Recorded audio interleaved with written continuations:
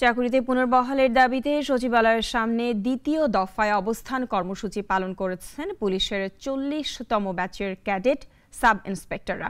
তাদের দাবি মানা না হলে আরও কঠোর কর্মসূচির হুঁশিয়ারি দেন।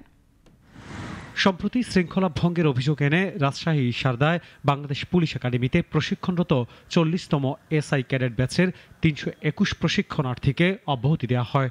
তাদের অনেকের বিরুদ্ধে নাস্তা না খেয়ে মাঠে হইচই করা এবং প্রশিক্ষণ চলাকালে অমনোযোগী থাকার অভিযোগ আনা হয়েছিল সে সময়।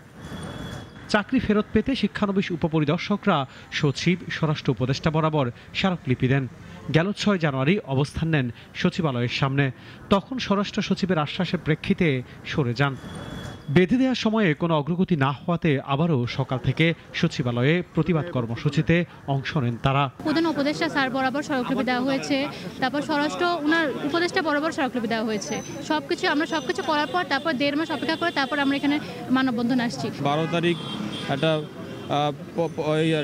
12 তারিখের টাইম দিয়ে আমরা আমাদের প্রোগ্রামকে স্থগিত রেখেছিলাম, কিন্তু 12 তারিখ গতকাল আপনারা জানেন যে 12 তারিখ শেষ হয়েছে, কিন্তু আমরা কোনো আশানুরূপ কোনো ফলাফল পাইনি। আমরা এখনো জানতে পারি নাই আসলে আমাদেরকে নিয়ে কোনো কিছু ভাবা হচ্ছে কিনা, আমাদেরকে নিয়ে বা আমাদেরকে নিয়ে আদৌ কোনো সিদ্ধান্ত আসবে কিনা কিছুই জানি না।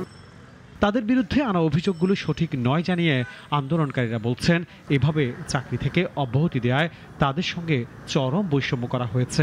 আমাদের পারিবারিক যে মানসিক সামাজিকভাবে আমরা হেয়পূর্ণ হচ্ছি।